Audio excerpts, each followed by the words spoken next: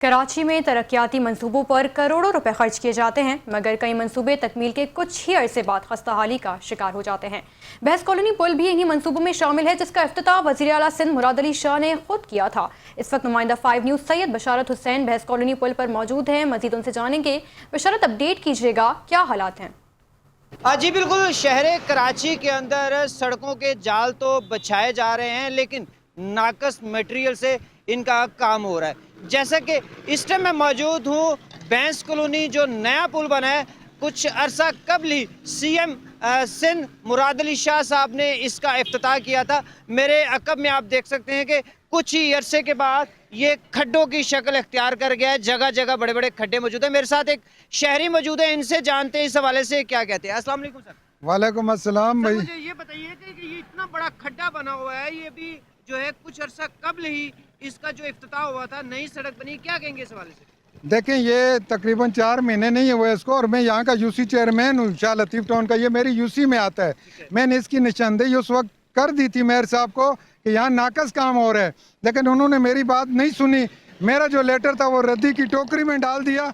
आज इसकी आप हालत देखें, ये पहली दफ़ा नहीं है, ये तीसरी दफ़ा बन रहा है। महीना भी नहीं चला। ये वज़ीर आला सिंध और मेयर ने यहाँ इसका इफ्तिताह किया था, लेकिन ये 1 महीना भी नहीं चला और ये टूट फूट का शिकार है। अभी तो बरसात नहीं हुई, अभी तो बारिशें नहीं हुई। अल्लाह न करे अगर बारिशें हो गई तो मुझे लगता है ये बह जाएगा। कल भी मैंने इसकी निशानदेही की थी और जिम्मेदारान को बताया था। अब मेयर साहब का हमें इंतज़ार रहेगा। निशानदेही हमने कर दी है, एहतसाब वो कब करते हैं उन लोगों का जिन्होंने ये नाकस काम किया। पहले भी मैंने रिटर्न में उनको दिया था, लेकिन उन्होंने कोई तवज्जो नहीं दी इस तरफ। अब पता चलेगा कि आया वो इन लोगों का एहतसाब करते हैं या नहीं। 2 अरब से ज़्यादा लागत का ये खालिद बिन वलीद रोड और जुमा हिमायती पुल है। इन दोनों पे खड्डे बन चुके हैं। पुल के ऊपर भी ऐसे ही खड्डे हैं, ये भी खड्डे हैं। रात को 2 मोटरसाइकिल वाले यहाँ गिरे, अल्लाह न करे वो बच गए। लेकिन अभी अगर कोई फैमिली के साथ आता है, बच्चों के साथ आता है, तो आप देखें कुछ भी नाखुशगवार वाक़या पेश आ सकता है। इसका जिम्मेदार कौन होगा? उन जिम्मेदारों को फौरी इस पे मैं ये कहता हूँ कि हंगामी बुनियादों पर काम करें। मुझे लगता तो नहीं कि ये रोड और ये पुल चल जाएगा, लेकिन फिर भी मैं कहता हूँ, मेरी दरख्वास्त है कि खुदारा हंगामी बुनियादों पर इस काम को देखा जाए। ऐसा नहीं हो कि कल इसमें किसी की जान चली जाए।